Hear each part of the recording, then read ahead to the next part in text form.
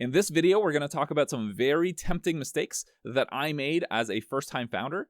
And these mistakes are extremely slippery. So I've actually made them multiple times because they're so easy to fall into.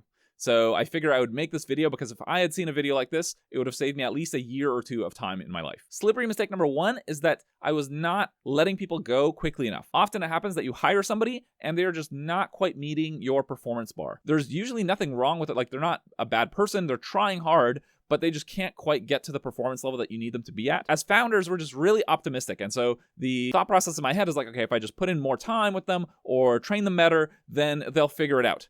And in my experience, and I've worked with maybe 50 or 60 people that I hired, I have never seen this work out successfully, even once. And so what happens is that you delay letting them go. Over time, that actually causes more and more damage to your team, because the folks on your team that are good performers, they see that this person is not performing, but yet they're still being retained. And so they don't feel good. The person that's not performing doesn't feel good because they know they're not performing well. You don't feel good. The way that you'll know you're making this mistake is that there's a nagging feeling in your stomach telling you that this person is not quite right, but you're refusing to let them go. And so when you feel that nagging feeling, just follow the instinct. Slippery mistake number two is that I did not delegate enough.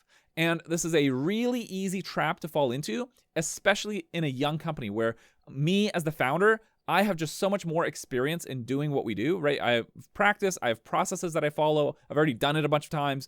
And somebody that's coming in, they're going to be like 3 or 4 times slower than I am at that task. And so there's this performance penalty that I have to pay if I'm assigning tasks to them.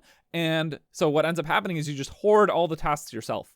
But if you do that, what happens is your load eventually grows high enough that the latency, even though you're really efficient at any specific task, the fact that you have so many tasks to get through before you can even start working on it means that the latency on completing something just keeps growing and growing and growing. And so eventually you're actually even less performant than the newcomers.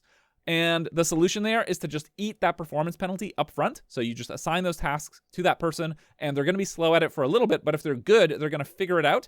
And eventually they're actually going to be much better than you are because they can specialize. And as a founder, you usually can't. One more note about this mistake is that it's even easier to fall into this trap if you've already made mistake number one. So you've hired somebody that's not quite where they need to be in terms of performance. And so in that case, it's correct not to delegate onto them because you know that they're not going to be able to solve the problem. So the solution in that case is you just got to let them go.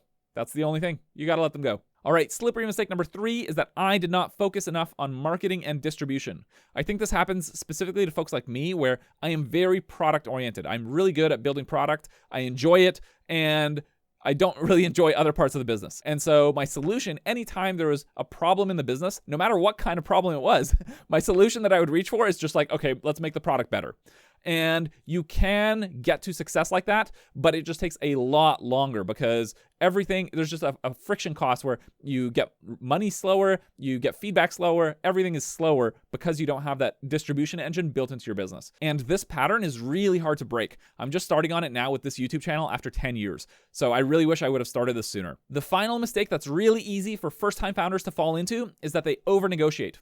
If you're negotiating for something that's going to double the value of your business and you're haggling between a few percentage points, you're doing it wrong. A great example of this is, let's say you have the top employee in your company and you're negotiating between giving them 2 percentage points and 3 percentage points in equity in your company. If they're your top performer, they're going to give you a double-digit value bump at least. And so yeah, you can push for that 2% and you might even be able to win, but what is the cost? So if they walk away from that negotiation feeling sour and unmotivated and looking for other jobs, what have you really won? What you want is for them to feel like they absolutely won the trade and they have an amazing opportunity and are not going and seeking other opportunities. That's what you really want. You want them to be really motivated to just help the company win. That's it for this video. These mistakes have multi-year feedback loops, and so I'm hoping that somebody sees this and saves themselves a year of time. If you enjoyed this video, please like, comment, subscribe, and tell your mom.